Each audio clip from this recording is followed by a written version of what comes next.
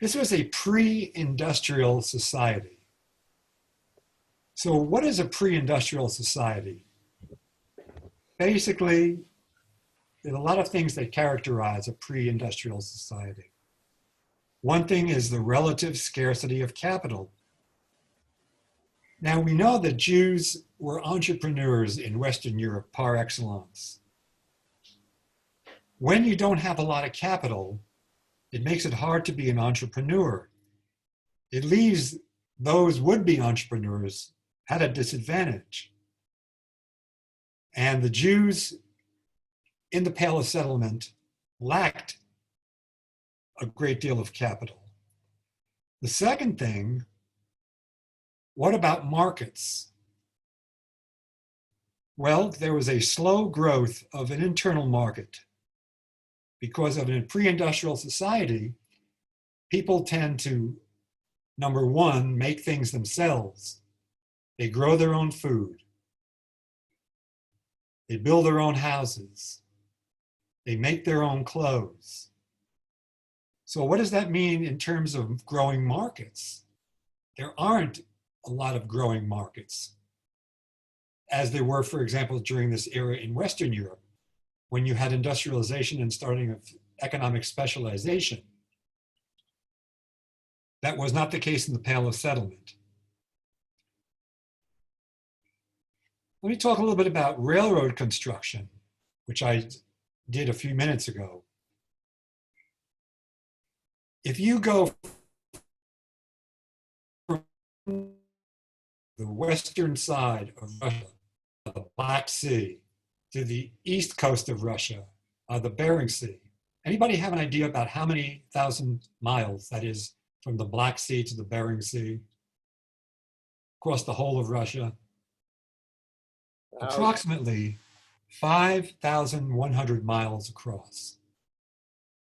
Okay, do you know how many miles of railroad there were in Russia at the time of the Crimean War in 1856? 5,100 miles across Russia, and that's just across. There were 1,300 miles of railroads in the entire country. So what does that tell you? What does that one fact tell you about the extent of industrialization in Tsarist Russia at the time? It's not a very highly developed level. What were the occupations of the Jews in the Shtetl? Well, a lot of them were unskilled laborers. Jews engaged in trading, and some of the industries were grain, wood, foodstuffs, beverage, clothing, and shoes. No big industries, right? Consumer goods, local. Now, grain and wood were the largest exports in this area of the Pale. Grain on the steppes, wood from the forests. But the Jewish employment in the side trades of grain was very limited. For example, if you don't have railroads, how are you going to get the timber from the forests to the ports?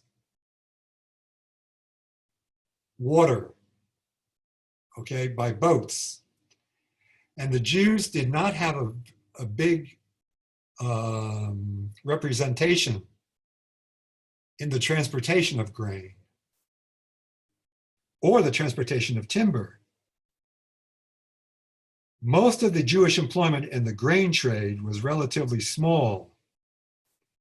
More substantial in the wood trade. There were Jewish sawmills, carpenters, cabinet makers, artisans, and traders. At the beginning of this era, most of the trade went through the larger cities, the Shtetls, not the Shtetls. So the Jews didn't take part in this growing trade.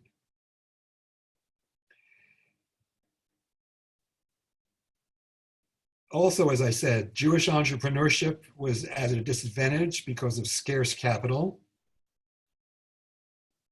And most of the bigger industries, especially when coal, mining, and railroads began to be big industries in Russia in the 1850s, Russia depended on capital, foreign capital for development, not local capital. And if you study Jewish history, of course, in Western Europe, Jews fulfilled the role of capitalists, but not in Russia. Now, what did the local Jewish community look like? The Jewish community was known as a Kahala. People know that word. The Kahala is a Hebrew word. And it is a community of Jews in any given locality. Now, in the Shtetl, the Jewish members of the Shtetl possessed a legal right of residence. Now, how did you get that right to live in a particular place? Well, that could be gained by birth, by marriage, or formal application. So if a Jew came from another place and wanted to live in a Shtetl, straight economic ability. Now, one thing, we know that there were a lot of poor people in the Shtetl. Did they live there? Generally speaking, not. Okay? Poor people went from town to town, from Shtetl to Shtetl, and they were given the right to stay in the town only for short periods. The Jewish community did give them alms and take care of them, but they couldn't stay there. They had to move on. All right, so let's take a particular case. Somebody lives in whatever, Shtetl A, and they have cousins or far-off relatives who live in Shtetl B who want to come to Shtetl A and live. They would come and apply to the Kahala for the right to stay there. They could not open a business that would compete with local merchants. They had to put it in writing that whatever business they set up would not compete against the locals. So that the one good thing about living in a town is you were guaranteed basic monopoly. Nobody could come in from the outside, set up a business and compete against you. Who ran the Kahalas? The Kahalas were run by the Kahal, and think of the Kahal as a Jewish community council, a Jewish form of government. What were the Kahal's major powers? Taxation and adjudication. Jews who lived in a particular shtetl had to pay two kinds of taxes. One tax was based on an individual's capital and income, and one was based on a consumption, whatever they consumed. For example, when slaughtering a chicken or purchasing meat, you had to pay a tax to the local kahal. Now, adjudication included summonings of parties to the Jewish court, collecting fines, making regulations, punishing violators. Also, the kahal administered religious, education, charity, economic, and social institutions, including the synagogue, the mikveh, and the cemetery. The kahal cooperated with Christian magistrates and their council, the Christian council, in matters of mutual concern. For example, fires. What were most of the buildings in the Shtetl built out of? Wood, exactly. So fire, the threat of fire, was of a major concern to both non-Jews and Jews in a particular neighborhood. And they cooperated on things like fire safety. Also, on defense. Yeah, there were, at this point, bands of Ukrainian Cossacks and other bandits. Banditry was pretty widespread during this era in the palace settlement. And a bandit would come into town, they wouldn't just attack the Jewish quarter, they'd attack everyone. That's what a bandit did back in those days. That's how you made your living. So they cooperated on defense, fire safety, and the scope of Jewish commercial activity. Now, who could sit on this Jewish community council?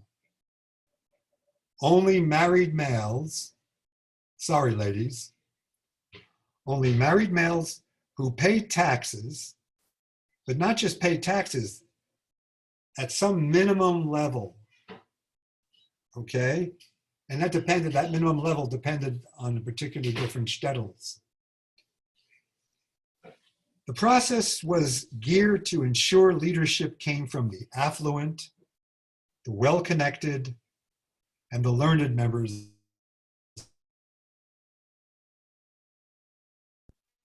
So is it exactly a democracy in the shtetl? Not exactly. Now, besides the Jewish Community Council, there were other important institutions in the shtetl. One of the most important were the Havarot. Havara, friendship, Havarot, friendship organizations. There were two types of Havarot: trade guilds and mitzvah societies. Now, trade guilds, the members were all of a particular trade, like, for example, butchers, tailors, etc. A trade guild would regulate the profession within that shtetl. It also trained new members. Okay, so for example, if you were a butcher, your son would probably go and become a butcher. You would apply to membership in the trade guild, the Havara of butchers. They would, in most cases, accept you into the guild, teach you what you needed to know, how to take care of the business. And they also took care of pricing, okay? And that's kind of interesting too. We think of Jews as capitalists par excellence, but the prices in most of the Jewish communities were set by these trade guilds. So what did that do? That means you could not undercut or at the same time overcharge. Prices were basically set by the Kahala.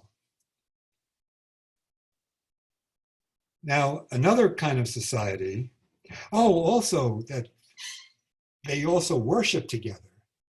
And they built little shuls, which were for members of that Havara. They also provided a source of mutual support in time of need. So we know, and those of you who maybe even were members, or your fathers or grandfathers were members of Landsmannschaft. Hands up, does anybody know what a Landsmannschaft is? Okay, a Landsmannschaft is a society that was created when Jews came to America in the early 20th century. and they were members of the community from whence you came. And what they existed to do was basically mutual support in times of need. Okay? God forbid you came to America, one of your children needed to get married, you couldn't afford a wedding, the price of the wedding, or you died and there was no money for the funeral. Your landsman shop, your mutual aid society would take care of you. Like a German. Yeah, it is a German name. Yiddish, yeah. Yeah, Yiddish.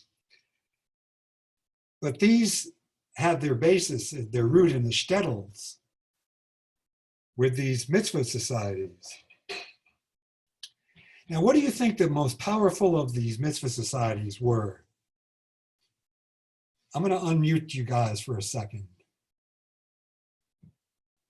Does anybody have any idea of what the most powerful mitzvah society might have been in the Shtetl? Those people taking care of the dead. Sorry, Widows and orphans. Widows and orphans. Good guess, but not correct. Burial society. No. What was that? Burial society? The Burial Society. Yeah. Yes. I'll mute you guys again.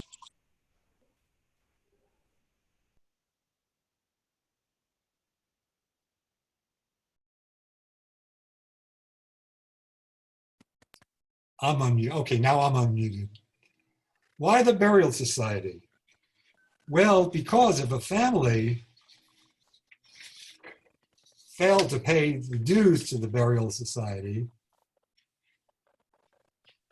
they would not be buried in the Jewish cemetery. The threat was that an unclean place, or their children would be buried in an unclean place, not in the Jewish cemetery. And that threat was a pretty powerful threat, and that made the Burial Society one of the most powerful havarot in the Shtetl. Now let's talk about power. Limited power did not mean no power at all. Okay? When the Jews of this section of Russia lived in Poland, they lived in basically autonomous communities. Remember last week I said that the central Polish government was very weak. It was all on the local level. And that still was the case for about 50 years into the mid-19th century. But as I said, limited power doesn't mean no power at all. Power implies certain communal privileges and freedoms. It also implies independence and self-respect. Now, for example, let's talk a little bit about ordinary Jews. Ordinary Jews may not have had a lot of power, but they never gave up their rights to make decisions and say their piece. So how was power enforced in the Pale of Settlement? If you had a dispute with somebody, how could you handle it? Well, one way was to go to the Russian courts. Why would somebody go to a Russian court rather than a Jewish court? Well, for one thing, the Russian courts were basically objective. There were cases, many cases where judges were able to be bribed, but on the whole, the Russian courts were objective.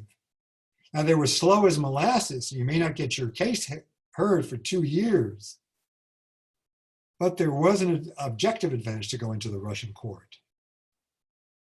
Another way power was enforced was through the Pinkasim. Does anybody know the term Pinkas? No. Okay. So what was the Pinkas?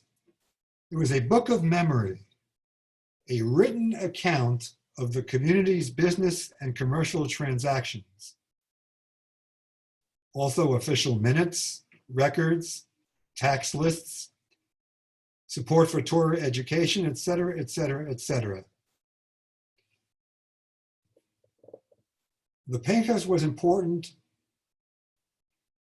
on a fundamentally legal level, but also on a spiritual level, because the Pinchas was considered to be a book of memory. In the future, for those people whose names appeared in the Pinchas, the community Pinchas, their relatives would be able to say, yes, my forefathers were here, they were part of the community. It's here in the Pinchas. But if you were erased or your name was crossed out as a punishment, this did not just have a symbolic, but it had a spiritual side to it also. And if, for example, you were found guilty of a particular offense in the Shtetl and you didn't make restitution, the community would threaten to cross your name out of the Pinchas or even erase your name.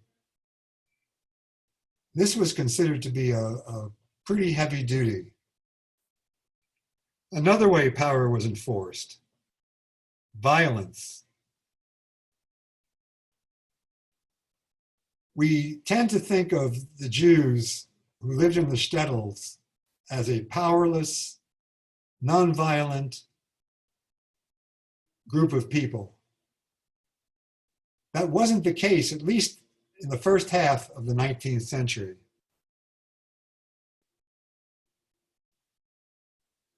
Now, there were a number of attacks on Kahala officials from ordinary Jews,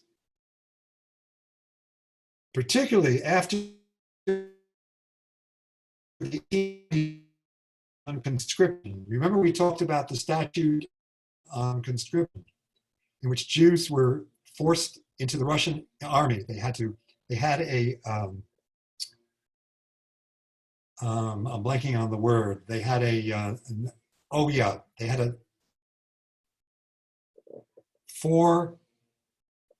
between 4 and 8 Jews for every 1,000 people on the tax roll had to serve in the Russian army. And as I said last week, it usually was not the well-to-do. Okay, it was the poor Jews. So what happened in this particular case, in Shtetl Konstantinov, a group of local Jews blamed the Kahal for failing to bribe Russian officials to circumvent the inclusion of Jewish youth in the conscription pool. They attacked the houses of the Kahal members with such violence that local police had to summon an army unit in to suppress the violence. There was another kind of violence in the Shtetl. I call it measure for measure. These were individual acts of violence against non-Jews. Surprised, huh? I'm going to read to you a text from this book, The Golden Age Shtetl, from Yonahan Petrovsky Stern, about a measure for measure act of violence. Mordech was an experienced Shtetl barber. The Shtetl barber was not only a barber, but a doctor who knew, among other things, how to treat venereal diseases. He relied on the domestic help of those who he cured for free, including Anna, a Christian lady. In 1824, a local policeman named Kravchenko, which is a Ukrainian name, came to Mordech to fetch Anna. Why should a Christian work for a Christ killer, he reasoned. And don't forget, this was right after a recent law forbade Jews to employ non-Jews as domestic. The irate Mordech, that's the Jew, first cursed the policeman with such brutal words that, according to Kravchenko's statement, he could hardly stand on his own 2 feet. Then Morduk hit Kravchenko, grabbed him, lifted him up, and threw him in the street. When several policemen came to arrest him, Morduk refused to go to a detention cell, and the policemen had to carry him in their arms. That's an example of measure for measure violence.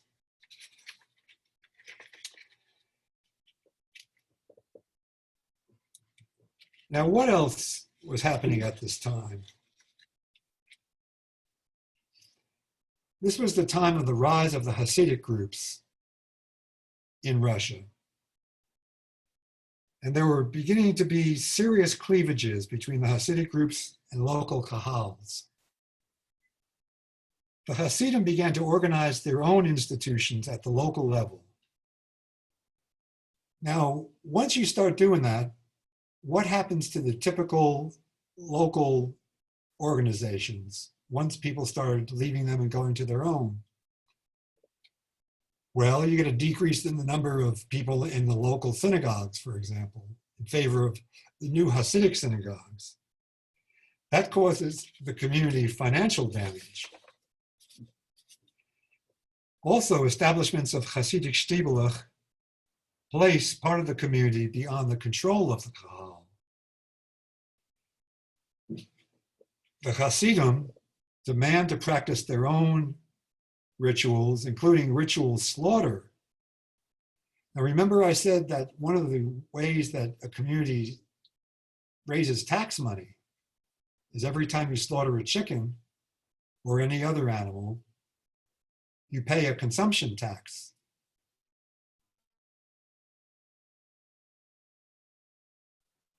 Hasidic members of the community are not using the community ritual slaughterers, but their own ritual slaughterers. That money's not coming in terms of taxes to run the local kahal. Finally, the Hasidim sought to gain positions on the Jewish community boards themselves. And this made for another row of cleavages within the community. Now I'm going to talk a little bit about the difference. What's the difference between a dorf, which is Yiddish for a village, a Shtetl, which is a small town, and a Shtot, which is Yiddish for city. I'm going to read the text from Israel, a Yiddish writer rather, named Israel Axenfeld. He wrote a novel back then, Das Sterntichel,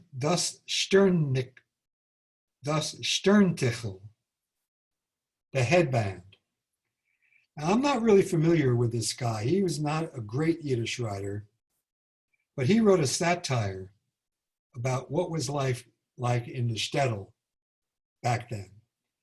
And remember, a lot of the Yiddish writers satirized the Shtetl.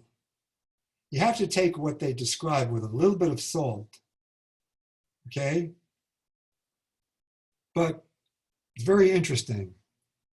He writes, a small Shtetl has a few cabins and a fair every other Sunday. The Jews deal in liquor, grain, burlap, or tar. Usually there's a man striving to be a Hasidic rabbi. Now a Shtot, a city, on the other hand, contains several hundred wooden homes and a row of brick shops.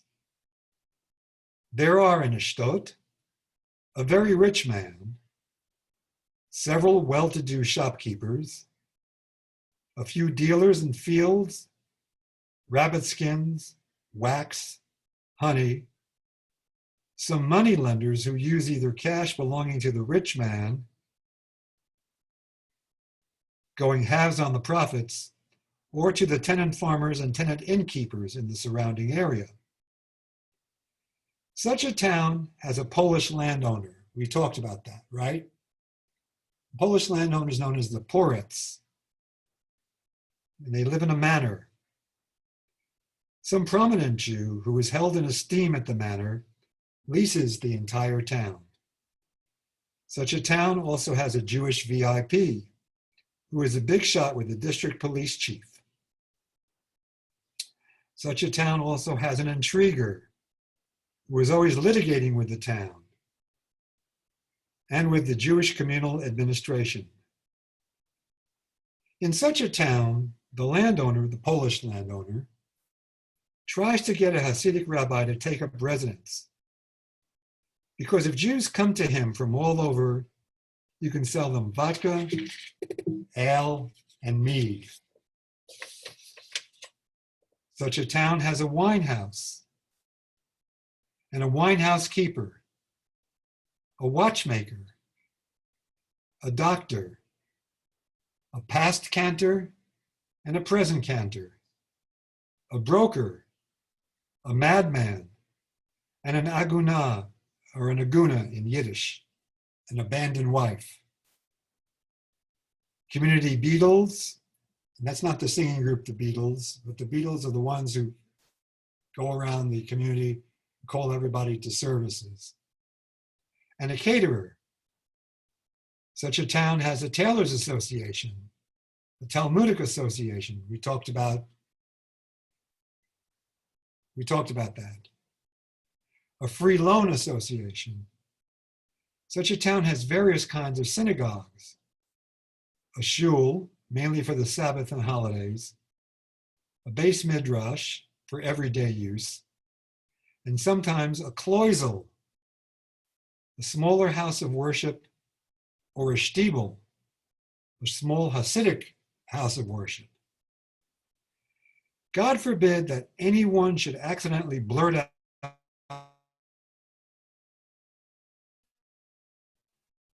and call a Shtetl.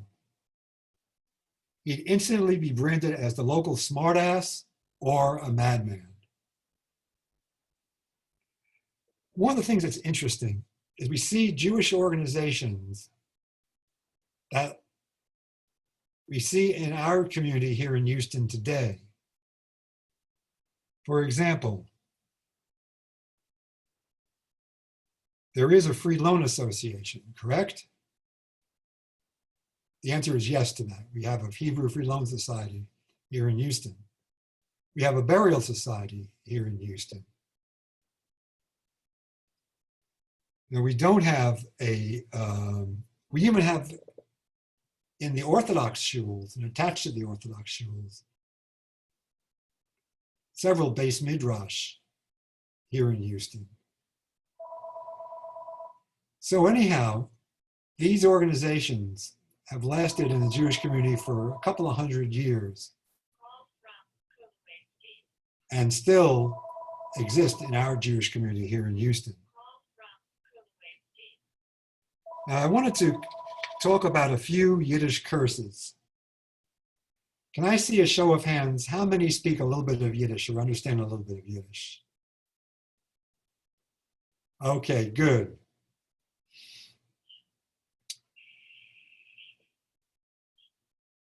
I am not a Yiddish speaker. The only Yiddish that I understand was the Yiddish that my grandparents used. Mostly curses. Who knows what a paskudnyak is? It's somebody that's not very respected, I know. Right, a scoundrel, exactly. Is that a Yiddish word or a Slavic word? It sounds Slavic to me. You're right. It's a Slavic word. So you would say in Yiddish, a zoy a paskudnyak. What a scoundrel. What's a shkots? Skutz, I would Skutz. say, is a goy, is a non-Jew. No. That's a shagets. Shegitz, skutz, I thought was a contraction of shegitz, yeah. No, it's a different word. It's an unreliable person. Is that from a Yiddish word or a Slavic word? No idea. It's from the Russian. And it's from the Russian word shlutz, or cattle. So when you call someone in Russian a cattle, that implies their lack of intelligence. What's a korva? That's a whore. Exactly, a prostitute. Is that word from the Yiddish or the Slavic? That sounds Slavic. Slavic once again. What about words? And there's a ton of Yiddish words for losers and blockheads, which including bolvan, yolop, zhlub, chlop. This is all Polish. These are all Polish or Russian or Ukrainian? Polish. I'm a Polish speaker. This is all Polish words. Żłob, yeah, all of those are Polish words. Thank you. You're welcome. So all these great Yiddish curses, they didn't come from Yiddish words. They came from Slavic words, didn't they? Yes. Okay. Before I take questions, let's go over a couple of things. So we talk about the golden age of the Shtetl from around 1800 to approximately 1850. It's not Russian in origin, it's Polish in origin. In the 1850s, several things are going to happen that we're going to discuss in the next class. Industrialization is going to come to the Tsarist Empire. There's going to become a total replacement of the tradition of the Shtetl in the Pale of Settlement. And the situation of the Jews is going to go downhill very rapidly within the space of a decade or two.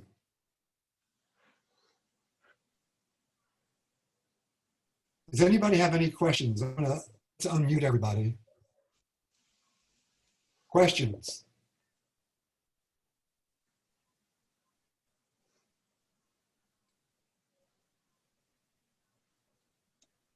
Go ahead. Oh, no. I am sitting and enjoying the lecture and the lesson and knitting. Okay. I have a question. Sure. Go ahead. What was the education like in these different, in the Shtetl and the Shtot? How were the children educated? Okay. Good question. We'll be discussing that in the next lesson, but I will say at this point in time and space, girls were not given almost any education, not in pre-Pale Poland, not in post-Pale Russia. Boys were given education in cheder. It was mostly teach you how to be literate, teach you how to be literate in Hebrew and in Yiddish. And only the best scholars and the well-to-do could get educated. We're going to see in the next class that public schools in Russia begin to become open to Jews. The purpose of Jews going to public schools in the idea of the Russian government was not so much to educate the Jewish people, but to assimilate them into the larger society. You could go to higher education after 1827 in Russia. But the language of learning was Russian, Polish, or German. Somebody asked me, why German? Well, German was in the eastern part Now I'm backwards, so Eastern would be this way according to you guys. In Eastern Europe, Germany was considered, that was Prussia and the Austro-Hungarian Empire, were considered the carriers of European culture. And to be fluent in German, to be able to read and speak German, was considered the mark of a cultured person. Polish was not considered the mark of a cultured person, but it was economic. Can you guys still hear me? Yes. Okay. Yes. And Russian, of course, well, that was considered to be, the language of the Tsarist Empire. But Yiddish, you could not get educated in a Russian school in Yiddish. How did somebody get wealthy, and what was the most profitable trade? Good question. The most profitable trade, well, there were some big businessmen. They tended to be in Russian cities. And there were, if you paid bribes, if you had influential people who were able to intercede with you in places like Moscow and St. Petersburg, you could open up a rather large business, but we're talking about a very, very small, at this point, before 1850, there were almost no big Jewish businessmen in the Tsarist Empire. Even in Moscow and St. Petersburg, there were hardly any Jews.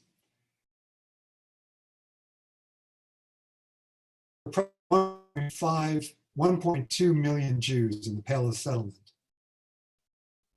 There were maybe 20,000 Jews who lived in St. Petersburg and Moscow. So what does that tell you? Not very influential. Other questions? Yes, during this same period, were schools for the Russian children mandatory, or were there public schools? There were some public schools, but mostly church schools, okay? And education was not mandatory.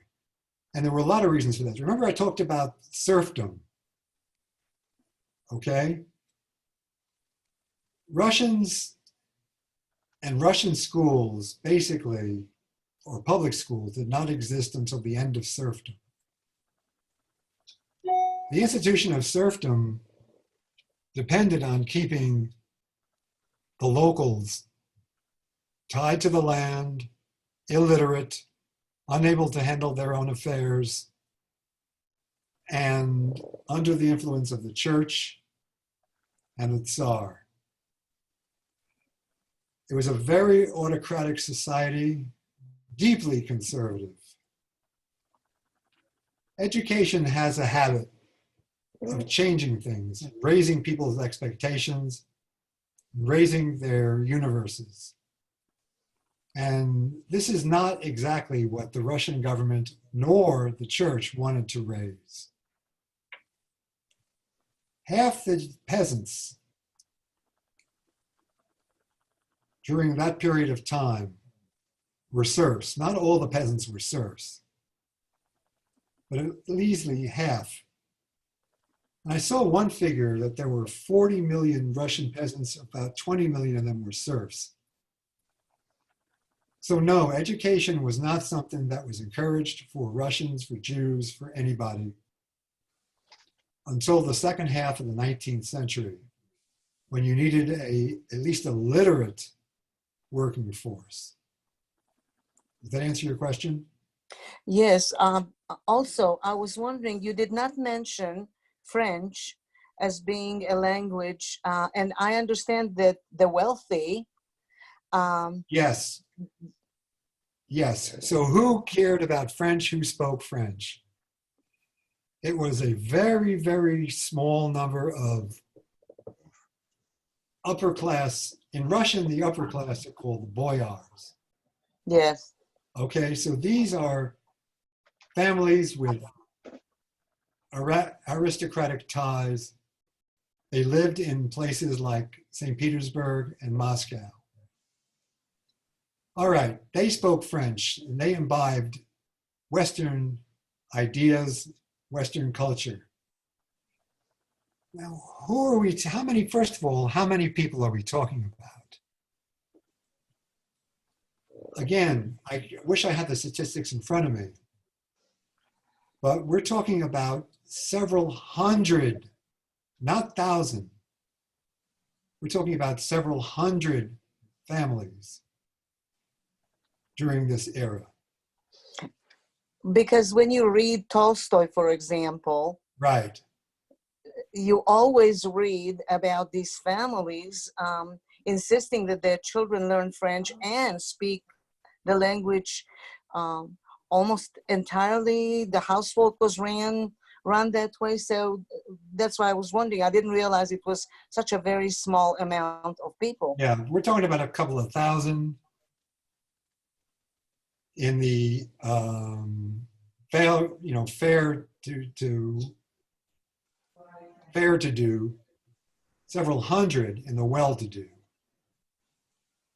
And once again, depending on who you read, who were the great Russian writers? Yeah. They weren't exactly peasants. No, they were not. They came from this upper class, and they reflected the intellectual world of this upper class. But no, it was not the intellectual world of the typical Russian, of the typical Jew. Sir, the Herald had, like 4 or 5 years ago, they serialized a gentleman. His last name is Morgan. I can't remember his first name. And he wrote a memoir of his life. And there was a couple of chapters about life in the Shtetl, which was very interesting. Are you from, I can't remember the guy's name. Are you familiar with that? No, I'm not. Neither can I. It was in the Herald a few years ago when he first published it. His name is Morgan, and I think he goes to Emmanuel. I think. I'll check it out. See if I can Okay, find it. if you could, because I thought it was a very interesting depiction of daily life in a typical. Well, a lot of, let me also warn you, and I'll take one more question after this. A lot of what has been written about the Shtetls is not based on reality. We talk about history. William Morgan. Oh, thank Thank you. you, Amy. Thank you, Amy. Alan, I've got a question. Yeah. Hi, I'm Paul Katz, one of your students at Melton. Yes, Paul. Hi. Okay. Hi. A few questions ago, someone asked about affluent Jews in Russia. Yeah. And I've read over the years that there were like Jews from, wealthy Jews from Turkey and France and Hungary who had business interests in Russia, like mining or railroads, timber and coal. Last half of the 19th century. Well, what were the names of some of those Jews? I don't know the names, but I could look that up for you, but we're not there yet. Okay. That's not till the last half of the 19th century. We're still in the first half of the 19th century. Okay. We'll get there in the next week or two. Last question. All right, everybody's questioned out. Thank you guys for being here this morning. And I want to thank Jennifer for her help. Thank you, Jennifer. Thank you. Thank you. Thank both of y'all. Thanks, everybody. Absolutely. God willing, we'll see you next week. I'm glad all the Zoom problems disappeared before this class and we were all able to get on. Thank goodness. All right, bye. Bye. Thank you. Thank you, Thank everyone. you. Thank you. Danke. Thank you. Thank you. Thank you.